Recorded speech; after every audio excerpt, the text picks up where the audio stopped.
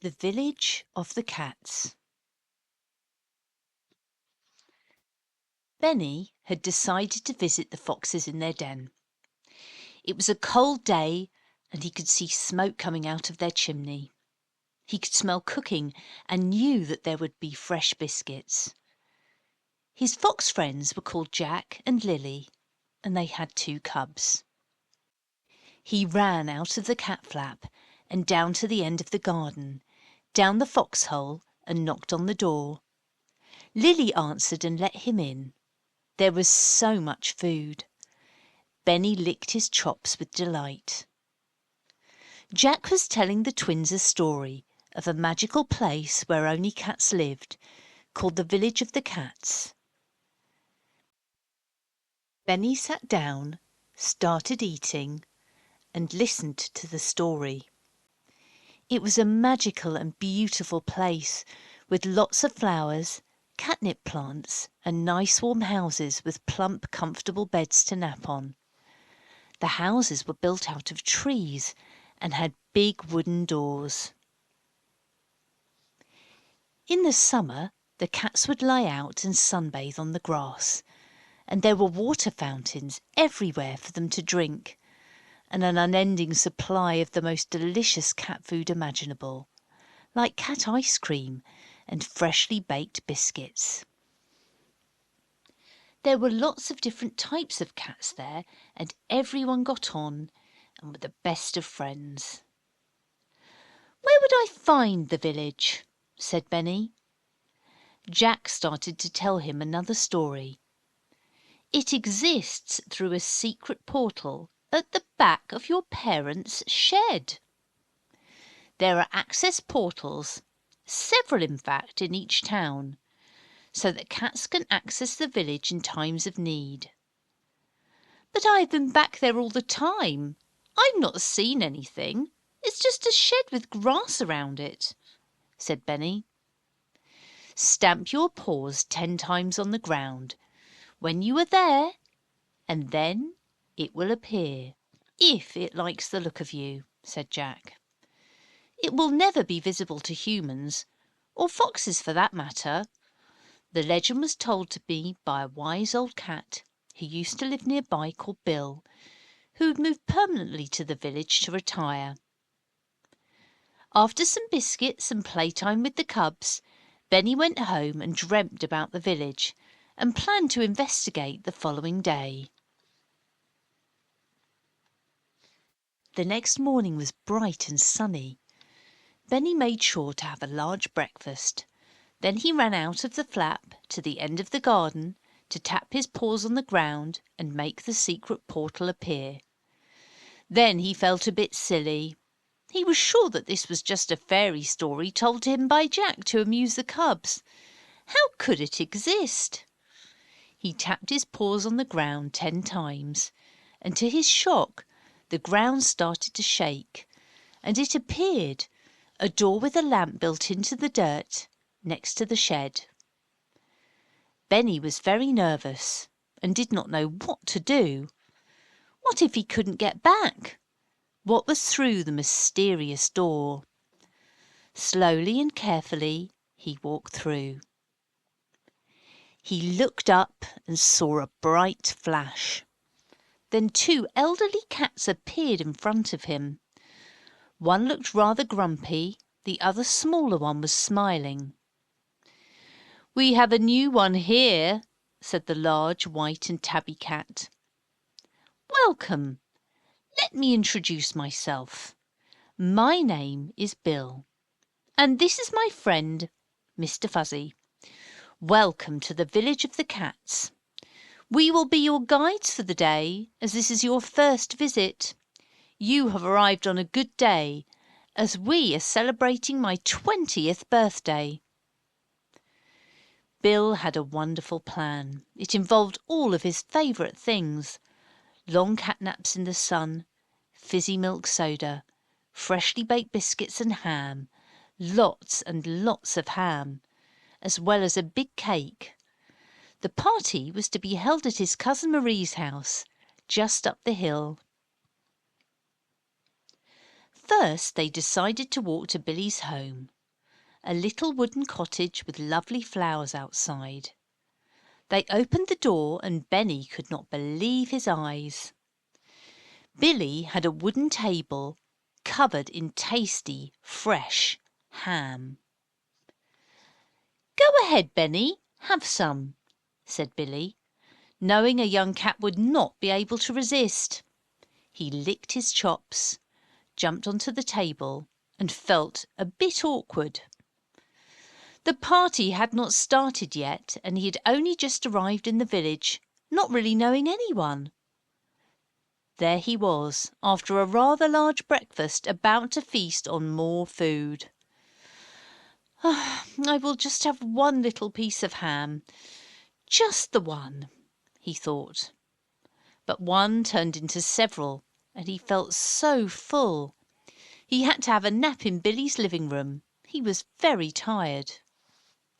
Billy and Mr. Fuzzy popped out and told him they would be back in a couple of hours, as they had lots of preparation to do for the party.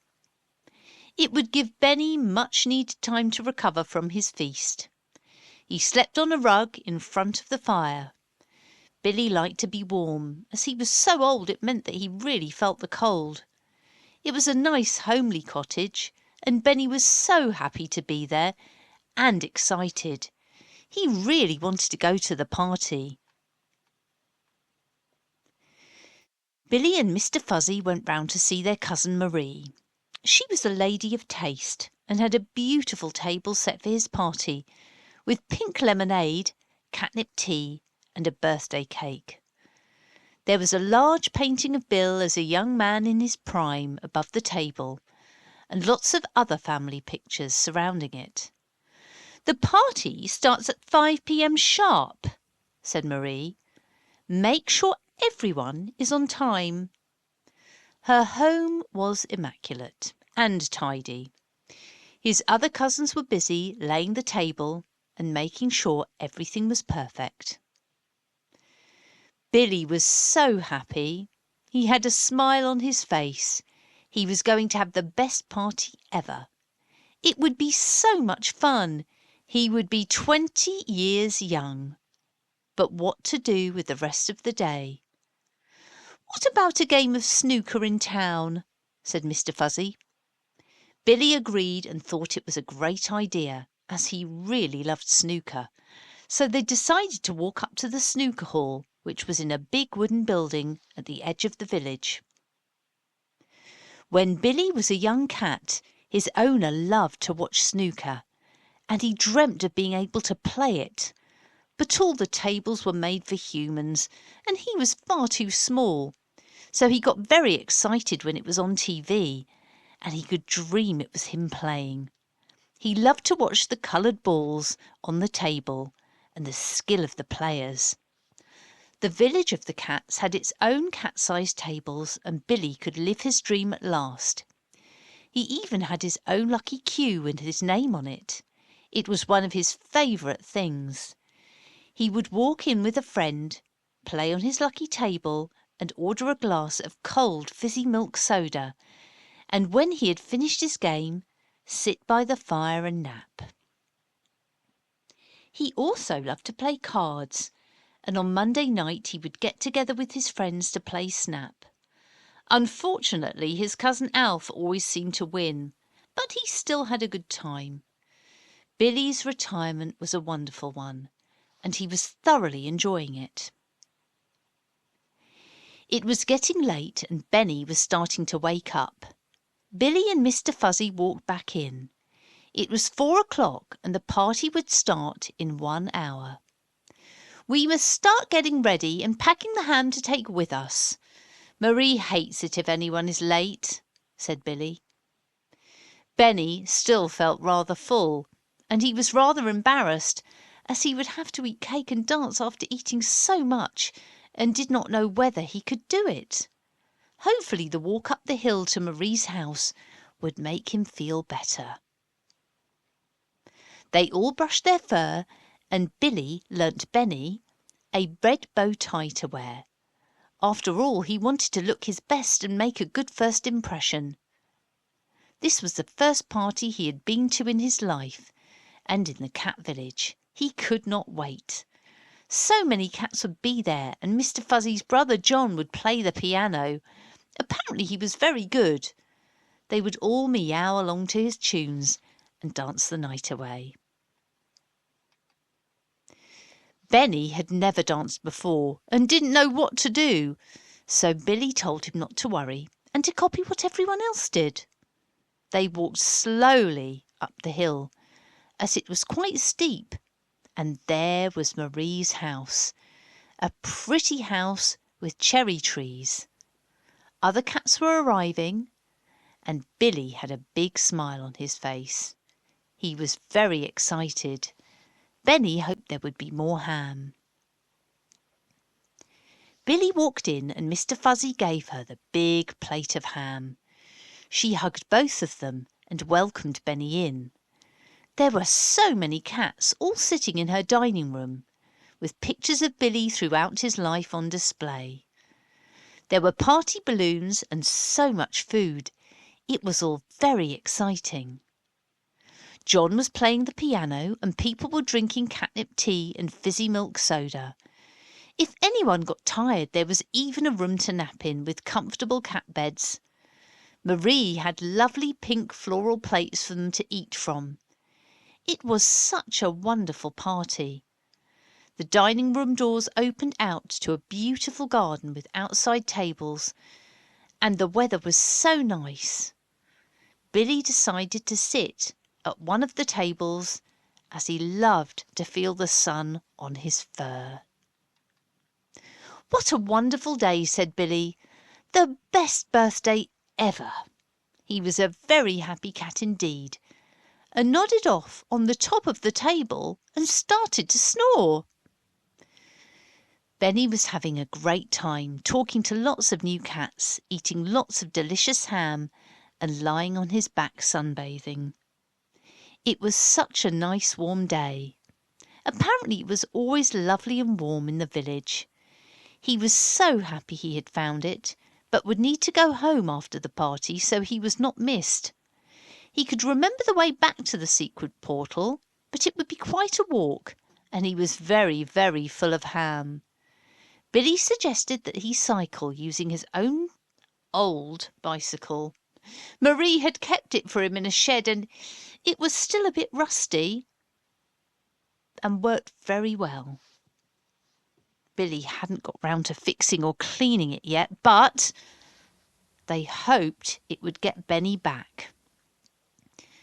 Benny had never rode a bicycle before, and he decided to give it a go, and slowly and wobbly made his way back. Benny had the best day of his life. So much fun. He really didn't want to leave, but he did not want to be missed by his parents, and he did not want them worrying.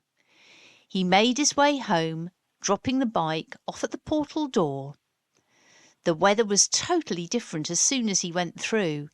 It was cold and rainy, so he ran and went in through the cat flap. The heating was on, and his cat bed was next to a radiator, all lovely and warm. He curled up in it, his mum gave him a stroke, and he went to sleep.